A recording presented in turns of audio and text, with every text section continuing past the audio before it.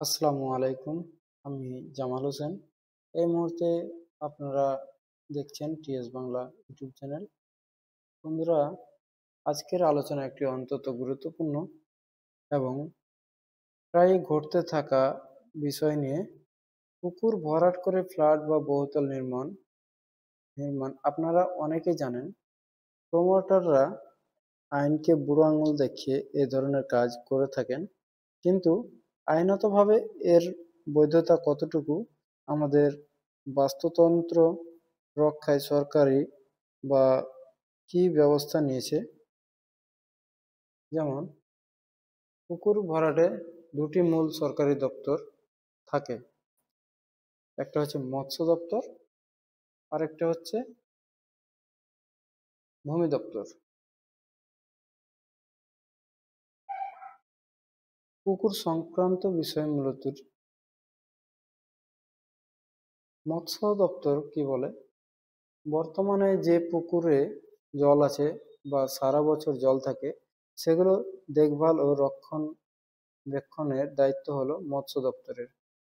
আইন ভিত্তি আইন ভিত্তিতে কি আছে, প্রধানত পশ্চিমবঙ্গ অভ্যন্তরীণ মৎস্য আইন 1984, the West Bengal inland fisheries act 1984 এই বিষয়ে কঠোর অবস্থান নিয়েছে। ক্ষমতা, মৎস্য দপ্তরের কি ক্ষমতা, যদি কেউ জলযুক্ত পুকুর ভরাট করতে শুরু করে, মৎস্য দপ্তর সেখানে বাধা দিতে পারেন এবং প্রশাসনকে এফআইআর করার জন্য অনুরোধ জানাতে পারে। এমনকি জমির রেকর্ডে পুকুর না থাকলেও জলাশয় ভরাট করা হলে এই দপ্তর ব্যবস্থা নিতে পারে। ভূমি দপ্তর কি করে, এই দপ্তরে আওতাহীন হলো বিএলআর অফিস, এসডিএলআরও অফিস। এদের মূল দায়িত্ব হলো জমির রেকর্ড বা জমির শ্রেণী সংরক্ষণ করা। জমির শ্রেণী পুকুর বা ডোবা থাকলে সেই জমি ভরাট করা অবৈধ।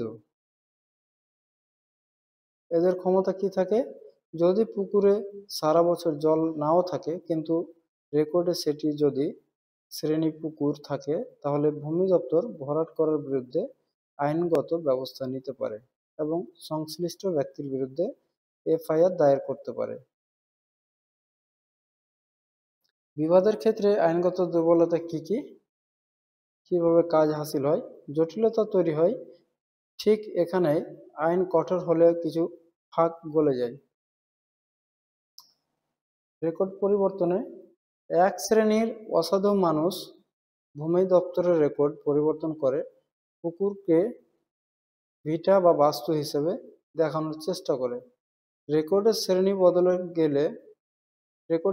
বদলে গেলে ভূমি দপ্তরের সরাসরি পদক্ষেপ দুর্বল হয়ে পড়ে। ভূমি আইনের দুর্বলতাকে ঢাকতে মৎস্য আইনকে আনা হলেও আইনি প্রক্রিয়া ও দীর্ঘস্মৃতিতার কারণে দ্রুত ব্যবস্থা নেওয়া যায় না।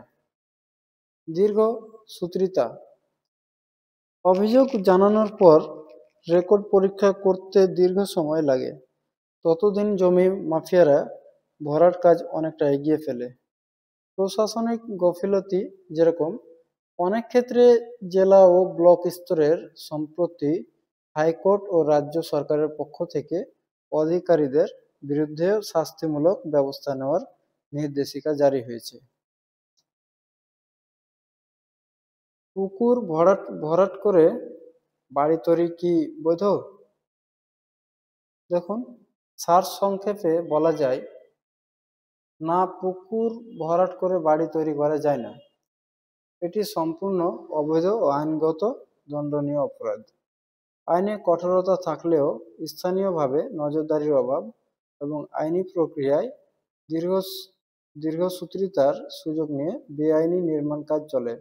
তবে কলকাতা হাইকোর্ট এবং রাজ্য সরকারের পক্ষ থেকে কঠোর নির্দেশিকা জারির পর এই ধরনের অপরাধের বিরুদ্ধে প্রশাসন আরও তৎপর হচ্ছে।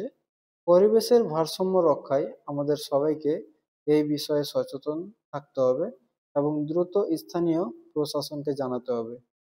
আইন সম্পর্কে আরও জানতে এবং আপনার এলাকায় যেমন কোনো ঘটনা ঘটলে আপনি স্থানীয় মৎস্য